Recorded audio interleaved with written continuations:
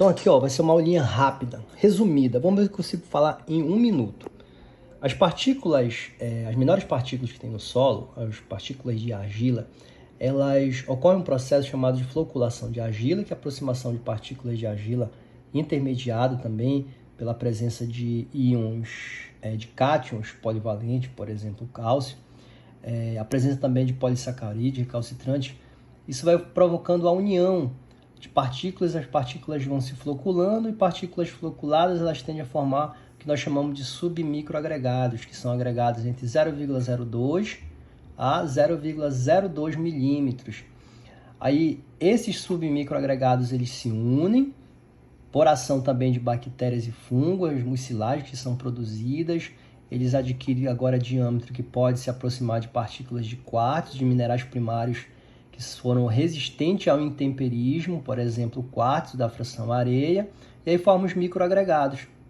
Esses microagregados se unem, formando agora os macroagregados. Então, nós podemos classificar que macroagregados são agregados maiores que 0,250 milímetros e microagregados menor que 0,250 milímetros. E os agregados maiores que 0,250 milímetros, 250 micra, que são os macroagregados, eles são impactados pelo manejo do solo. Então, as operações de preparo convencional, aração, gradagem, o preparo do solo muito úmido, todos eles provocam a destruição dos macroagregados. E a destruição dos macroagregados é como se nós estivéssemos fatiando, dividindo os macroagregados, formando microagregados. Então, quanto mais o meu solo ele sofre o impacto positivo do manejo, com a adição de matéria orgânica do solo, o aumento da diversidade biológica, a presença da matéria orgânica, a presença das hifas dos fungos, das raízes, nós vamos ter mais macroagregados.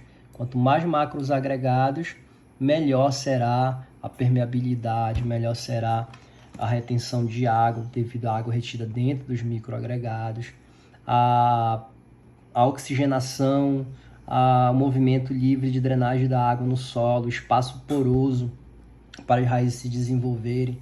Tudo nós vamos ter nessa situação aqui. Então, por isso que é importante a gente entender todo esse mecanismo de agregação do solo, porque o que nós queremos é um solo bem agregado. Um solo bem agregado ele vai ter maior proporção de macroporos. Deixa eu passar esse slide aqui, ó. Esse aqui é um exemplo da avaliação da estabilidade dos agregados do solo. Nós temos um jogo de peneiras aqui, ó, peneiras entre 0,25 e 0,140, peneira de malha 0,250, peneira de 0,5, a peneira de 1 milímetro, a peneira de 2 milímetros. Isso aqui é uma área de mata, tá? Então, quando nós colocamos o solo 25 gramas de agregados, um aparelho chamado iodo, então vai ficar um jogo de peneiras, isso vai ficar oscilando dentro d'água, submerso em água, vai ocorrer um esborroamento dos agregados do solo e os agregados menores na peneira vão ficando retidos. Tá? Então, aqui a gente percebe que tem maior quantidade de massa de agregado na peneira maior que 2 milímetros, ou seja, inclusive eu tenho uma grande proporção de macroagregados. Quando a gente plota isso, nós temos aqui, mais de 50% dos agregados estavam retidos na peneira maior que 2 milímetros. Então, melhor será a condição física do solo, solo bem estruturado, porque eu tenho maior proporção de macroagregados, agregados maiores que 0,250 milímetros. Então, toda essa turma para cá. Microagregados, tem uma menor proporção de microagregados. Então, isso aqui geralmente é um exemplo do que ocorre em solo de mata, um solo plantio direto consolidado, com bastante incorporação de matéria orgânica, onde existe uma boa sucessão de cultura, rotação de culturas.